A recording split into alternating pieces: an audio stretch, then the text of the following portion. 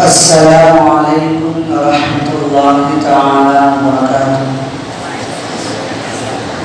الحمد لله كفى وسلام على عباده الذين اصطفى.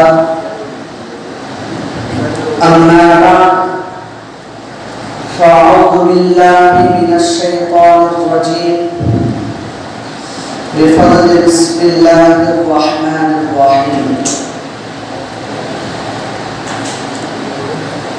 لن ينال الله لحومها ولا دماؤها.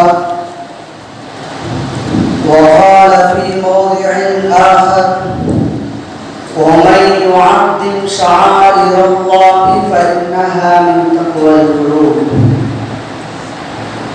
وعن زيد بن أرقم رضي الله عنه قال: أصحاب النبي صلى الله عليه وسلم: يا رسول الله، ما هذه الأضاحي؟ قال: سنة أبيكم إبراهيم. قالوا: فما لنا فينا يا رسول الله؟ قال: بكل شعبة حسنة. أو كما قال عليه الصلاة والتسليم. اللهم صل على محمد في أول كلامنا. اللهم صل على محمد في أوسط كلامنا. اللهم صل على محمد في آخر كلامنا. رب اشرح لي صدري ويسر لي أمري واحلل عقدة من لساني يفقهوا قولي. அரசாட்சி தனதாக்கி அதன் சாட்சி நபியாக்கி அழகாட்சி புரியும் அல்லாஹ்வுக்கே எல்லா புகழும். மேலும் கண்மணி நாயகம் ஸல்லல்லாஹு அலைஹி வஸல்லம் அவர்களின் மீதும் அவர்களின் அடிச்சுவற்றை அப்படியே பின்பற்றிய சத்திய சஹாபாக்களின் மீதும் தாபிஈன்கள் மீதும் தபாத்தாபிஈன்கள் மீதும் குறிப்பாக இவ்வயத்தில் அமர்ந்திருக்கக்கூடிய அல்லாஹ்வின் நல்லடியார்கள் மீதும் இனி வந்து கொண்டிருக்கக்கூடிய அல்லாஹ்வின் நேசர்களின் மீதும் அல்லாஹ்வின் சாந்தியும் சமாதானமும் என்றும் நீங்காமல் நிலவட்டுமாக.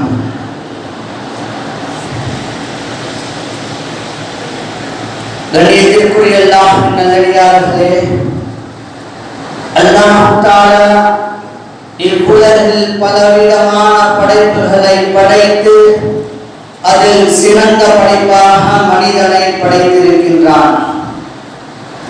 இந்த மனிதனுக்கு பல நிலைமைகளை அல்லாஹ் தஆலா ஏற்படுத்தியிருக்கின்றான். அந்த பலரில் ஒன்றுதான் அர்ப்பணிப்பு. பல தன்மைகள் மனிதனிடத்தில் இருந்தாலும் கூட இந்த அர்ப்பணிப்பு என்பது அந்த மனிதனை அல்லாஹ்விடத்தில் உயர்த்திவிடும்.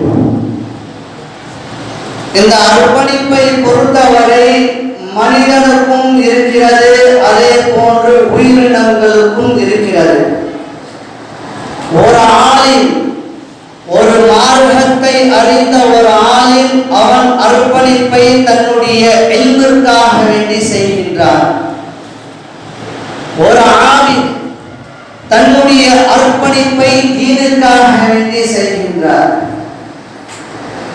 ஒரு முஜாஹித் தன்னுடைய அர்ப்பணிப்பை தீனை உயர்த்துவதற்காக வேண்டி செய்கின்றார்.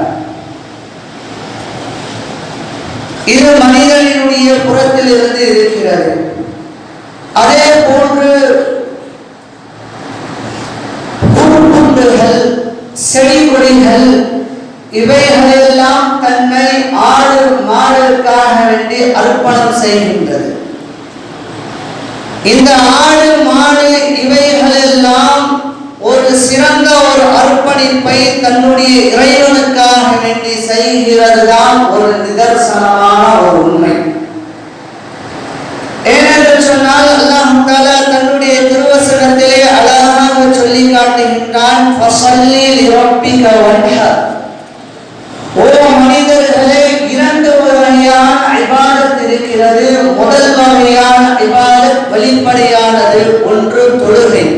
ஃபஸல்லி லிரப்பிக, உம்முடைய இறைவனை நீங்கள் தொழுவீராக. இரண்டாவது வன்ஹர், ரத்தத்தை ஓட்டுவீராக, அதாவது குர்பானை கொடுங்கள் என்று அல்லாஹ் தஆலா தன்னுடைய திருவசனத்திலே சொல்லி காட்டுகின்றான். அடுத்ததாக குர்பானை கொடுக்க வேண்டும் என்று அல்லாஹ் தஆலா சொல்லிவிட்டான். குர்பானி அதனுடைய மகத்துவம், அதனுடைய நோக்கத்தை பற்றி அல்லாஹ் தஆலா தன்னுடைய திருவசனத்திலே சொல்லி காட்டுகின்றான். லை யனாலல்லாஹ லுஹூமுஹா வலா திமாஉஹா. ஒரு மனிதன் குர்பானை கொடுக்கின்றான் என்று சொன்னால் அந்த குர்பானில் அல்லாஹ் தஆலா எதிர்பார்க்கக்கூடிய விஷயம் என்னவென்று சொன்னால், லை யனாலல்லாஹ, அல்லாஹ்வை அடைவதில்லை,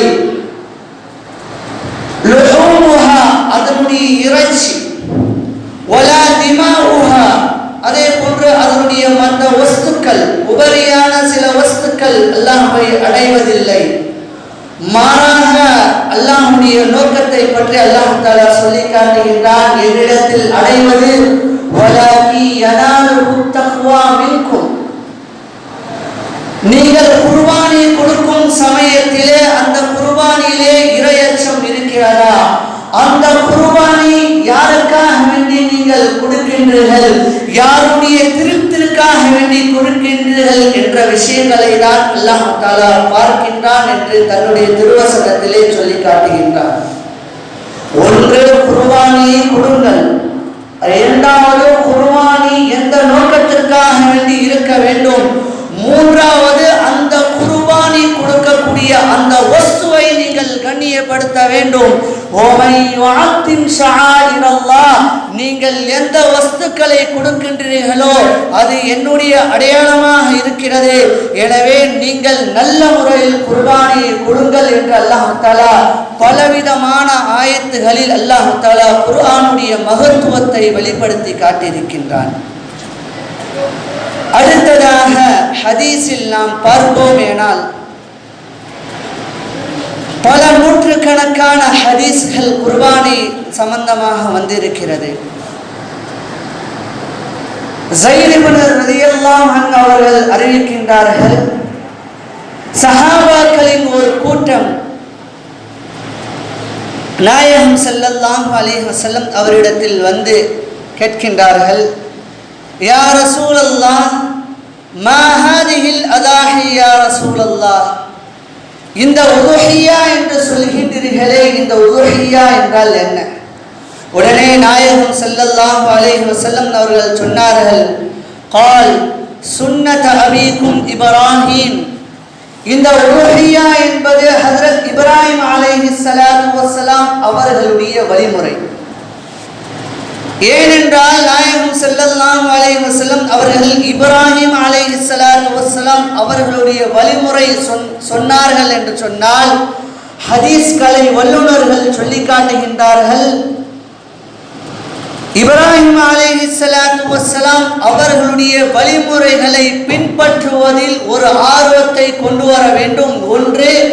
இரண்டாவது, அவர்களுடைய வழிமுறைகளும் நம்முடைய வழிமுறைகளும் ஒத்து போவதாக இருக்கிறது என்பதை காட்டுவதற்காக வேண்டிதான் நாயகம் ஸல்லல்லாஹு அலைஹி வஸல்லம் அவர்கள் சொன்னார்கள், இந்த வழிமுறை என்னதல்ல, எனக்கு முன்னால் வந்த ஹஜ்ரத் இப்ராஹிம் அலைஹிஸ்ஸலாத்து வஸ்ஸலாம் அவர்களுடைய வழிமுறைகளிலிருந்து வந்திருக்கிறது என்பதை காட்டுவதற்காக வேண்டிதான் நாயகம் ஸல்லல்லாஹு அலைஹி வஸல்லம் அவர்கள் சொன்னார்கள், சுன்னத அபீக்கும் இப்ராஹீம். இந்த வழிமுறை ஹஜ்ரத் இப்ராஹிம் அலைஹிஸ்ஸலாத்து வஸ்ஸலாம் அவர்களுடைய வழிமுறை. மீண்டும் சஹாபாக்கள் கேட்டார்கள், யா ரசூலல்லாஹ், காலு ஃபமா லனா ஃபீனா யா ரசூலல்லாஹ், யா ரசூலல்லாஹ், ஒன்று வழிமுறை இருக்கிறது, ஆனால் இதை கொடுப்பதின் மூலமாக எங்களுக்கு ஏதேனும் பிரயோஜனம் இருக்கிறதா என்ற அடிப்படையில் கேட்கின்றார்கள். உடனே நாயகம் ஸல்லல்லாஹு அலைஹி வஸல்லம் அவர்கள் சொன்னார்கள், கால் சுன்னத், கால் பிகுல்லி ஷஅரத்தின் ஹஸனா. இந்த குர்பானியை நீங்கள் கொடுக்கின்றீர்கள் அல்லவா, அந்த குர்பானியை கொடுக்கக்கூடிய அந்த ஆட்டில் இருக்கக்கூடிய ஒவ்வொரு ரோமத்திற்கு பகரமாக ஒரு நன்மையை அல்லாஹ் தஆலா கொடுக்கின்றான். வேறொரு ஹதீஸில் நாயகம் ஸல்லல்லாஹு அலைஹி வஸல்லம் அவர்கள் சொல்லி காட்டினார்கள், ஒரு முடிக்கு பகரமாக 60 நன்மைகளை அல்லாஹ் தஆலா கொடுக்கின்றான். எண்ணிக்கை என்பது மனிதன் புரிந்து கொள்வதற்காக வேண்டிதான். ஆனால் அல்லாஹ் தஆலா இந்த குர்பானியுடைய நன்மைகளை அள்ளி கொடுத்து கொண்டே இருக்கின்றான் என்பதுதான் இதனுடைய விளக்கம்.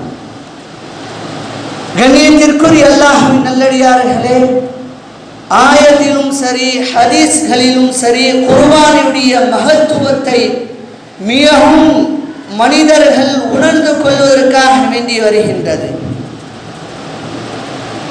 குர்பானை கொடுக்கக்கூடிய மனிதர்கள் அவர்கள் தன்னிடத்தில் இருக்கக்கூடிய அந்த பொருட்களின் மூலமாக, பணத்தின் மூலமாக குர்பானியை கொடுக்க வேண்டும். குர்பானி என்பது மிகவும் சிறந்த ஒரு அமல். ஹஜ்ரத் ஆயிஷா ரலியல்லாஹு அன்ஹா அவர்கள் அறிவிக்கின்றார்கள், உதுஹியாவுடைய நாட்களில் மிகவும் சிறந்த ஒரு அமல் எது தெரியுமா? உதுஹியாவுடைய நாட்களில் குர்பானியை கொடுப்பதுதான் அல்லாஹ்வுக்கு மிகவும் பிடித்தமான ஒரு அமல். அந்த நாட்களில் ஒரு மனிதர் சதகா செய்கின்றார் அல்லது தானமும் செய்கின்றார். அவர்களுக்கு கொடுக்கக்கூடிய அல்லாஹ் கொடுக்கக்கூடிய நன்மையை விட உதுஹியாவுடைய நாட்களில் குர்பானியை கொடுக்கக்கூடிய நன்மைகள் தான் அவர்களை மிகவும் அல்லாஹ்விடத்தில் நெருக்கத்தை ஏற்படுத்தும் என்று ஹஜ்ரத் ஆயிஷா ரலியல்லாஹு அன்ஹா அவர்கள் அறிவிக்கின்றார்கள். கண்ணியத்திற்குரிய அல்லாஹ்வின் நல்லடியார்களே, இந்த குர்பானியுடைய அஸ்திவாரம், இந்த குர்பானி எங்கிருந்து வந்தது என்பதை நாம் அலசி ஆராய்ந்து பார்த்தோம் என்று சொன்னால், நம்முடைய தந்தை ஹஜ்ரத் ஆதம் அலைஹிஸ்ஸலாத்து வஸ்ஸலாம் அவர்களுடைய காலத்திலிருந்து உருவானது. முதலில் ஹஜ்ரத் ஆதம் அலைஹிஸ்ஸலாத்து வஸ்ஸலாம் அவர்களும் ஹவ்வா அலைஹிஸ்ஸலாத்து வஸ்ஸலாம் அவர்களும் முதலில் சந்தித்ததற்கு பின்னால் அவர்களுக்கு முதல் பிரசவத்தில் ஒரு ஆண் மகன் ஒரு பெண் மகன் பிறந்தது. அதே போன்று இரண்டாவது பிரசவத்தில் ஒரு ஆண் ஒரு பெண் பிறந்தார்கள். ஹஜ்ரத் ஆதம் அலைஹிஸ்ஸலாத்து வஸ்ஸலாம் அவர்களுடைய ஷரியத்தின் அடிப்படையில் முதல் பிரசவத்தில் பிறந்த ஒரு ஆணும் இரண்டாவது பிரசவத்தில் பிறந்த ஒரு பெண்ணும் திருமணம் முடிக்க வேண்டும். அதே போன்று முதல் பிரசவத்தில் பிறந்த ஒரு பெண்ணும் இரண்டாவது பிரசவத்தில் பிறந்த ஒரு ஆணும் தான் திருமணம் செய்ய வேண்டும். அப்படி திருமணம் செய்தால்தான் இனப்பெருக்கம் ஏற்பட்டு மனிதர்கள் உருவாகுவார்கள் என்பது ஹஜ்ரத் ஆதம் அலைஹிஸ்ஸலாத்து வஸ்ஸலாம் அவர்களுடைய ஷரியத்தில் அனுமதிக்கப்பட்டது. நம்முடைய ஷரியத்தில் அது ஹராம். ஆக முதல் பிரசவத்தில் பிறந்த ஆணின் பெயர் காபில், இரண்டாவது பிரசவத்தில் பிறந்த ஆணின் பெயர் ஹாபில், முதல் பிரசவத்தில் பிறந்த பெண்ணின் பெயர் இக்லிமா, இரண்டாவது பிரசவத்தில் பிறந்த பெண்ணின் பெயர் யஹூதா. ஆனால் இக்லிமா என்பவள் யஹூதாவை விட அழகில் மிகவும் உயர்ந்தவர். இப்போது திருமணம் அவர்களுக்கு மத்தியில் ஹஜ்ரத் ஆதம் அலைஹிஸ்ஸலாத்து வஸ்ஸலாம் அவர்கள் சொல்லுகின்றார்கள், முதல் பிரசவத்தில் பிறந்த அந்த காபிலுக்கும் இரண்டாவது பிரசவத்தில் பிறந்த அந்த யஹூதாவுக்கும் திருமணம் செய்து வைக்க நினைக்கின்றார்கள். காபில் ஏற்றுக்கொள்ளவில்லை. நான் என்னுடன் பிறந்த அந்த இக்லிமாவை தான் நான் திருமணம் முடிப்பேன். ஏனென்று சொன்னால் அழகில் இவர் மிகவும் கருப்பானவள், நான் திருமணம் முடிக்க மாட்டேன் என்று காபில் சொல்லிவிட்டார். உடனே ஹஜ்ரத் ஆதம் அலைஹிஸ்ஸலாத்து வஸ்ஸலாம் அவர்கள் சொன்னார்கள், இருவரும் குர்பானியை கொடுங்கள். நீங்கள் கொடுக்கக்கூடிய குர்பானி அல்லாஹ்விடத்தில் ஒப்புக்கொள்ளப்பட்டு விட்டால் அவர்கள் இக்லிமாவை திருமணம் செய்யட்டும் என்று ஆதம் அலைஹிஸ்ஸலாத்து வஸ்ஸலாம் அவர்கள் சொல்லிவிட்டார்கள்.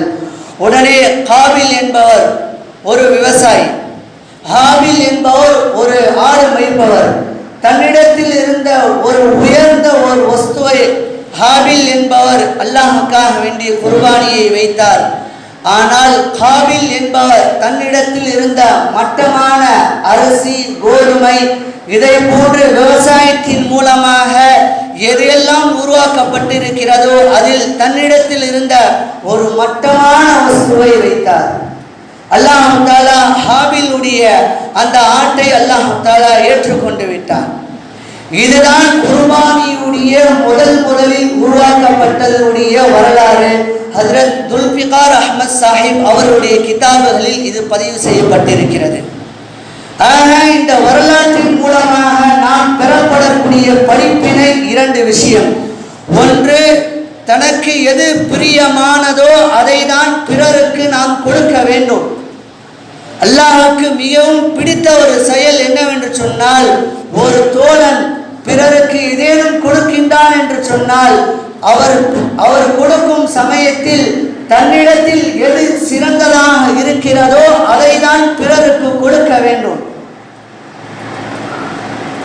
ஆனால் இதற்கு மாற்றமாக தன்னிடத்தில் இருக்கக்கூடிய மிகவும் அற்பமான, மிகவும் அருவருப்புத்தக்க அந்த பொருட்களை கொடுத்தோம் என்று சொன்னால் அது அல்லாஹ்விடத்தில் ஏற்றுக்கொள்ளப்படாது. அதேதான் அல்லாஹ் தஆலா அந்த ஹாபிலுடைய அந்த குர்பானியை அல்லாஹ் தஆலா மிகவும் உயர்ந்ததாக இருக்கிறது. தன்னிடத்தில் இருந்த ஒரு மிகவும் உயர்ந்தமான ஒரு வஸ்துவை அல்லாஹ்வுக்காக வேண்டி அவர் செய்தார் என்று அல்லாஹ் தஆலா அந்த குர்பானியை ஏற்றுக்கொண்டு விட்டார். கண்ணியத்திற்குரிய அல்லாஹ்வின் நல்லடியார்களே, குர்பானி கொடுக்கக்கூடிய ஒவ்வொரு முஃமின்களும் உள்ளத்தில் நினைக்க வேண்டும், நாம் நம்மிடத்தில் இருக்கக்கூடிய சிறந்த வஸ்துக்களை தான் குர்பானி கொடுக்க வேண்டும் என்று. குர்பானி யாரின் மீது கடமை? தாருல் உலூம் தேவபந்துடைய ஃபத்வாவின் அடிப்படையில் நாம் பார்த்தோம் என்று சொன்னால், யாரிடத்தில் 87 கிராம்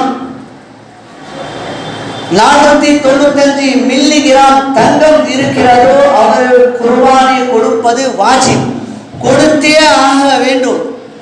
அல்லது தங்கம் இல்லை, அவரிடத்தில் வெள்ளி இருக்கிறது என்று சொன்னால் 612 கிராம் 465 மில்லி கிராம் யாரிடத்தில் வெள்ளி இருக்கிறதோ அவர்களும் குர்பானி கொடுக்க வேண்டும். சில நபர்கள் நினைக்கின்றார்கள், என்னிடத்தில் தங்கம் இல்லை, வெள்ளி இல்லை, என் மீது குர்பானி கடமை இல்லை என்று நினைக்கின்றார்கள். அதல்ல, ஷரியத்துடைய சட்டத்தின்படி இந்த தங்கமும் வெள்ளியும் அந்த அளவுக்கு அவரிடத்தில் பணம் இருக்கிறது. தங்கம் இல்லை, வெள்ளி இல்லை, ஆனால் அவர் சம்பாதி வைத்து இருக்கின்ற தன்னுடைய தேவைக்கு போக மீதி 60,000 என்று நியமனம் செய்திருக்கின்றார்கள். யாரிடத்தில் இருக்கிறதோ அவர்களும் குர்பானி கொடுக்க வேண்டும். ஒரு சில ஹதீஸ்களின் அடிப்படையில் சில தௌஹீதுடைய கூட்டத்தினர்கள் ஒரு குடும்பத்தில் ஒருவர் குர்பானி கொடுத்தால் போதும், அதுவே பிறருக்கு போதுமாகிவிடும் என்று பலவீனமான ஒரு ஹதீஸை பிடித்து அவர்கள் நினைக்கின்றார்கள். அது தவறு. சஹீஹுல் ஹதீஸ், சஹீஹுல் புகாரி என்ற ஹதீஸ்களில் நாம் பார்த்தோம் என்று சொன்னால், ஹதீஸ்களில் வருகிறது, குர்பானி கொடுக்கக்கூடிய நபர்களை பற்றி வருகிறது. ஒரு குடும்பத்தின் கீழ் பல நபர்கள் இருக்கின்றார்கள்.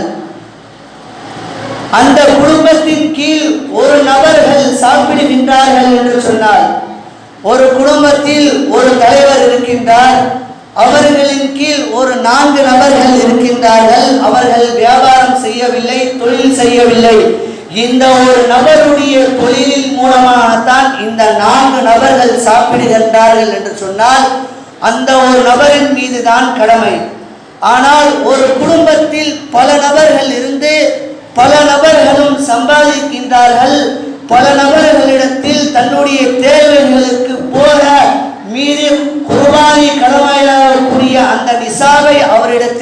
இருக்கிறது என்று சொன்னால் அந்த குடும்பத்தில் உள்ள ஒவ்வொரு நபர்களும் குர்பானி கொடுக்க வேண்டும் என்று ஷரியத் சொல்லி தருகின்றது. கண்ணியத்திற்குரிய அல்லாஹ்வின் நல்லடியார்களே, நாயகம் ஸல்லல்லாஹு அலைஹி வஸல்லம் அவர்கள் ஒரு ஹதீஸில் அழகாக சொல்லி காட்டினார்கள், மன் கான லஹு ஸஅத்துன், யாருக்கு வசதி இருக்கிறதோ, யாருக்கு வசதி இருக்கிறதோ, வசதி இருந்தும் யார் குர்பானி கொடுக்கவில்லையோ, வலம் யுதஹி, அவர்கள் குர்பானி கொடுக்கவில்லையோ, நாயகம் ஸல்லல்லாஹு அலைஹி வஸல்லம் அவர்கள் எச்சரிக்கும் விதமாக சொல்லி காட்டினார்கள், ஃபலா யக்ரபன்ன முஸல்லானா, என்னுடைய ஈத்காவின் பக்கம் அவர் நெருங்க வேண்டாம். கண்ணியத்திற்குரிய அல்லாஹ்வின் நல்லடியார்களே, அல்லாஹ் தஆலா நமக்கு அதிகமான முறையில் செல்வத்தை கொடுத்திருக்கின்றார். அந்த செல்வத்தை அல்லாஹ்வுடைய தர்பாரில் நாம் வைக்க வேண்டும். ஏனென்று சொன்னால் இந்த செல்வத்தையும் இந்த பொருட்களையும் கொடுத்தவன் அல்லாஹ். அவனுடைய தர்பாரில் நாம் வைக்கும் சமயத்திலே நாம் சந்தோஷம் அடைய வேண்டும். என்னுடைய ரப் என்னுக்காக வேண்டி, எனக்காக வேண்டி என்னுடைய பொருட்களிலிருந்து அவன் கேட்கின்றான். நான் கொடுக்கும் விதம் மிகவும் அழகானதாக இருக்க வேண்டும் என்று ஒவ்வொரு முஃமின்களும் நினைக்க வேண்டும். நாயகம் ஸல்லல்லாஹு அலைஹி வஸல்லம் அவர்கள் கடுமையான வார்த்தையை சொல்லியிருக்கின்றார்கள், ஃபலா யக்ரபன்ன முஸல்லானா, என்னுடைய ஈத்காவின் பக்கம் அவர் வர வேண்டாம் என்று சொன்னார்கள்.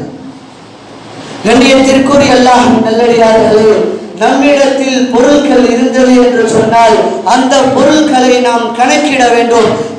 தன்னுடைய தேவைக்கு பூர்த்தி அடைந்ததற்கு பின்னால் இன்னும் பணம் இருந்தது என்று சொன்னால் நாம் அல்லாஹ்வுக்காக வேண்டி குர்பானியை கொடுக்க வேண்டும். இந்த குர்பானியை கொடுப்பதின் மூலமாக நாயகம் ஸல்லல்லாஹு அலைஹி வஸல்லம் அவர்கள் இரண்டு அற்புதங்களை, இரண்டு விஷயங்களை நமக்கு தருகின்றார். நாயகம் ஸல்லல்லாஹு அலைஹி வஸல்லம் அவர்கள் குர்பானியை கொடுக்கும் சமயத்திலே ஹஜ்ரத் ஃபாத்திமா ரலியல்லாஹு அவர்களை அழைத்தார்கள். ஓ ஃபாத்திமாவே, இதோ உன்னுடைய குர்பானி நான் அறுக்கின்றேன், நீ முன்னால் இரு என்று சொன்னார்கள். உடனே நாயகம் ஸல்லல்லாஹு அலைஹி வஸல்லம் அவர்கள் அந்த குர்பானியை அறுத்தார்கள். அறுத்ததற்கு பின்னால் சொன்னார்கள், இந்த இரத்தம் பூமியில் உழுவதற்கு முன்னால் உம்முடைய அனைத்து பாவத்தை அல்லாஹ் தஆலா மன்னிக்கின்றான். இரண்டாவது, அல்லாஹ் தஆலா இந்த உலகத்தில் இருக்கக்கூடிய அத்தனை வஸ்துக்கள் எந்த அளவுக்கு கனத்தால் நிரம்பி இருக்கிறதோ அந்த அளவுக்கு மீசானை நிரம்ப அளவுக்கு நன்மையை தருகின்றான் என்று நாயகம் ஸல்லல்லாஹு அலைஹி வஸல்லம் அவர்கள் ஃபாத்திமா ரலியல்லாஹு அவர்களுக்கு சொன்னார்கள். உடனே பக்கத்தில் இருந்த அபூ சயீதில் குத்ரி ரலியல்லாஹு அவர்கள் ரசூலுல்லாஹ்விடம் கேட்டார்கள், யா ரசூலல்லாஹ், இந்த ஒரு விஷயம் உம்முடைய குடும்பத்திற்கு மட்டும் பொருத்தானதா அல்லது முழு உம்மத்திற்கும் உரித்தானதா என்று கேட்டார்கள். உடனே நாயகம் ஸல்லல்லாஹு அலைஹி வஸல்லம் அவர்கள் சொன்னார்கள், இந்த நன்மை, இந்த சிறப்பு என்னுடைய குடும்பத்தார்களுக்கு மட்டுமல்ல, யாரெல்லாம் உலகத்தில் வாழும் சமயத்திலே தன்னுடைய பணத்திலிருந்து குர்பானியை நல்ல முறையில் கொடுக்கின்றார்களோ அவர்களுக்கு அனைவருக்கும் இந்த நன்மை வரும் என்று நாயகம் ஸல்லல்லாஹு அலைஹி வஸல்லம் அவர்கள் சொன்னார்கள். கண்ணியத்திற்குரிய அல்லாஹ்வின் நல்லடியார்களே, மிகவும் பிரபல்யமான ஒரு விஷயங்களை குர்பானியுடைய சமயத்தில் கூறுவது உண்டு. ஹஜ்ரத் இப்ராஹிம் அலைஹிஸ்ஸலாத்து வஸ்ஸலாம் அவர்களுக்கு இப்ராஹிம் கலீலுல்லாஹ் என்ற பட்டத்தை பெறுவதற்கு மிகவும் முக்கியமான 3 காரணங்களில் இதுவும் ஒன்று. ஹஜ்ரத் இப்ராஹிம் அலைஹிஸ்ஸலாத்து வஸ்ஸலாம் அவர்கள் செய்த தியாகம். ஒவ்வொரு நபிக்கும் அல்லாஹ் தஆலா ஒரு அழகிய பெயர்களை சூட்டி இருக்கின்றான். ஹஜ்ரத் மூசா அலைஹிஸ்ஸலாத்து வஸ்ஸலாம் அவர்களுக்கு கலீமுல்லாஹ், அல்லாஹ்விடத்தில் பேசக்கூடிய அந்த அழகிய பெயரை சூட்டி இருக்கின்றார். ஹஜ்ரத் ஈசா அலைஹிஸ்ஸலாத்து வஸ்ஸலாம் அவர்களுக்கு ரூஹுல்லாஹ் என்ற அழகிய பெயரை சூட்டி இருக்கின்றார். அதே போன்றுதான் ஹஜ்ரத் இப்ராஹிம் அலைஹிஸ்ஸலாத்து வஸ்ஸலாம் அவர்களுக்கு இப்ராஹிம் கலீலுல்லாஹ் என்ற பட்ட பெயரை சூட்டி இருக்கின்றார். உலமாக்கள் சொல்லி காட்டுகின்றார்கள், இப்ராஹிம் அலைஹிஸ்ஸலாத்து வஸ்ஸலாம் அவர்களுக்கு இந்த பெயரை அல்லாஹ் தஆலா சூட்டியதற்கு 3 காரணங்களை சொல்லி காட்டுகின்றார்கள். முதல் காரணம் என்னவென்று தெரியுமா? தன்னுடைய தீனை நிலைநாட்டுவதற்காக வேண்டி ஷிர்கை அழித்தார்கள். எந்த ஊரில் ஹஜ்ரத் இப்ராஹிம் அலைஹிஸ்ஸலாத்து வஸ்ஸலாம் அவர்கள் பிறந்தார்களோ அந்த ஊருக்கு எதிராக தீனை நிலைநாட்டினார்கள். முதல் காரணம்.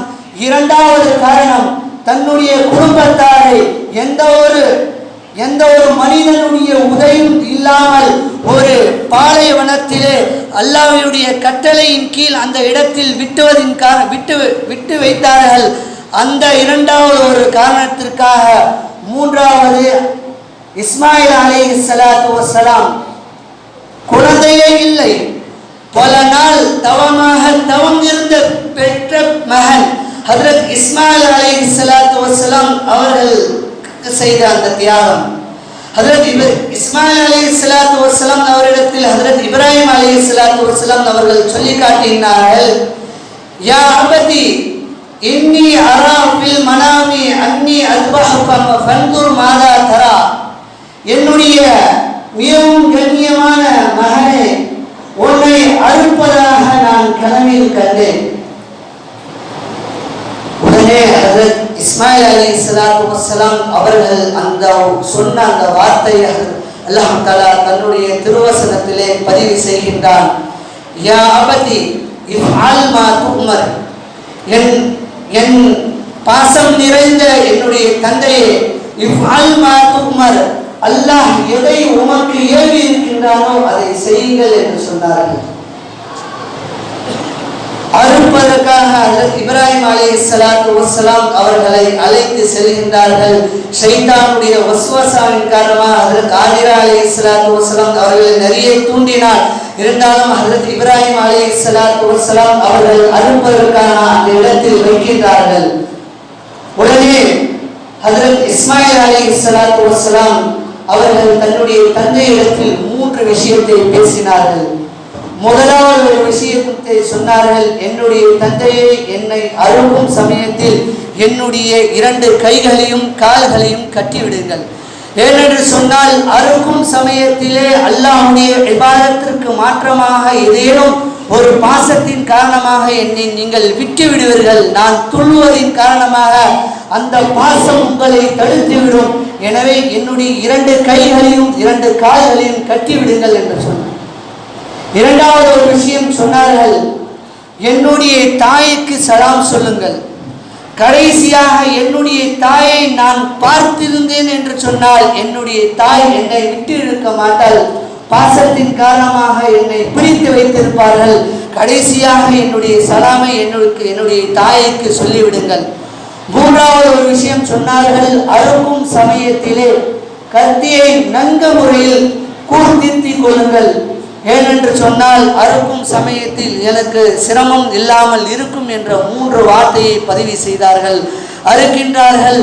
அல்லாஹ் தஆலா வானத்திலிருந்து ஒரு ஆண்டை இறக்குகின்றான்.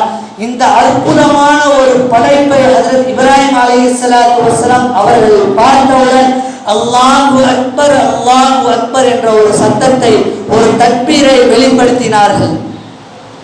உடனே முதல் சத்தத்தை ஹஜ்ரத் ஜிப்ரீல் அலைஹிஸ்ஸலாத்து வஸ்ஸலாம் அவர்கள் அல்லாஹு அக்பர் என்று சொன்னார்கள். இதை பார்த்த ஹஜ்ரத் இப்ராஹிம் அலைஹிஸ்ஸலாத்து வஸ்ஸலாம் அவர்கள் லா இலாஹ இல்லல்லாஹு அல்லாஹு அக்பர் என்று சொன்னார்கள். இந்த 2 செயல்களை பார்த்து ஹஜ்ரத் இஸ்மாயில் அலைஹிஸ்ஸலாத்து வஸ்ஸலாம் அவர்கள் சொன்னார்கள் அல்லாஹு அக்பர் வலில்லாஹில் ஹம்த் என்று சொன்னார்கள். எளியத்திற்குரிய அல்லாஹ்வின் நல்லடியார்களே, அன்று ஆரம்பித்த அந்த வார்த்தை தான் இன்று வரையும் நம்முடைய நாவுகளில் நாம் புலம்பிக் கொண்டிருக்கின்றோம். இந்த குர்பானியுடைய மகத்துவத்தை பாருங்கள். ஆக சொன்னதை போன்று அல்லாஹ் தஆலா முழுமையான முறையில் நம்முடைய குர்பானியை நாம் அழகிய முறையில் கொடுத்து அல்லாஹ் தஆலா நம்முடைய குர்பானியை நல்ல முறையில் ஏற்றுக்கொள்வதற்கு அல்லாஹ்விடத்தில் துஆ செய்தவனாக என்னுடைய உரையை நான் முடிக்கின்றேன். அஸ்ஸலாமு அலைக்கும் வரஹ்மத்துல்லாஹி தஆலா வபரகாத்துஹு.